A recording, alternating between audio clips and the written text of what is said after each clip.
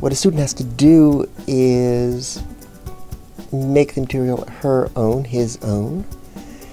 And the way to make it your own is to connect it to something which is really deeply yours, and it has to be on one level work, on one level play.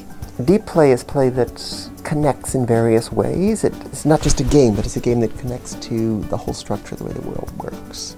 The deep play simulations that he encouraged in the classroom, they force you to get a whole comprehensive idea of what's going on in whatever you're studying.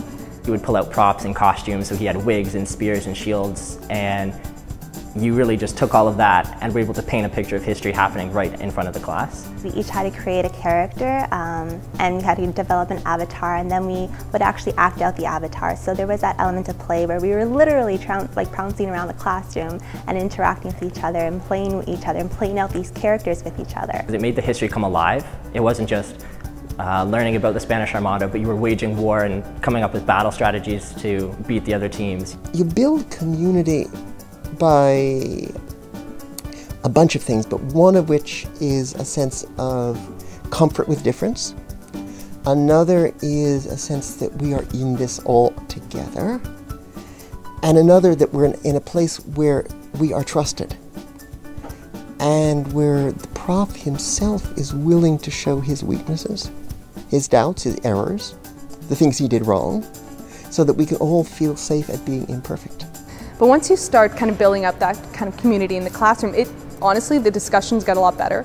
I think what his class really pushed us was to get creative, because legal history can be dull, but he really made us breathe life into it. We live in a planet full of anxiety, full of mistrust, full of what I call the narcissism of pain, my sufferings are real suffering.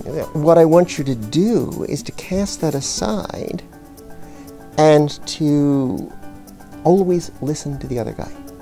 Don't try to agree with him, just say, I hear you, when these kinds of things come up. Because I want my class to be an island of safety.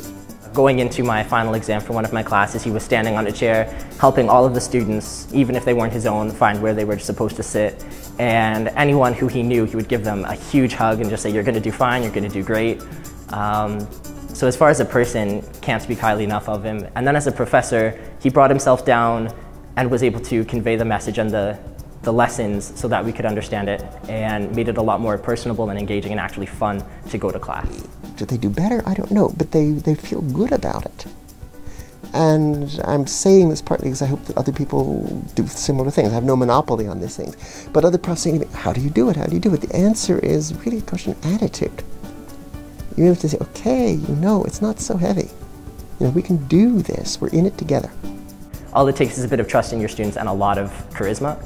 And I think that if that were the case, if every teacher had the same philosophy as Tom, you wouldn't have as many people skipping class, you wouldn't have as many people falling asleep for sure, and I'm positive that the marks would reflect that. I think that Professor Tom Cohen really does try to make sure that every student in the classroom gets as much from his class as they possibly can. And I think that he really does trust his students and he really wants them to learn. I'd say make a community where the unexpected happens, where interesting things happen, where you're taken outside yourself, where the mind can play, where the whole self can play, where the whole person, the whole student is involved because the whole teacher is involved. And that involvement of the whole person is really body and soul, not just mind. And so you really want students not only to sit and listen, you want them to get up and move. You want them to actually come down to the front and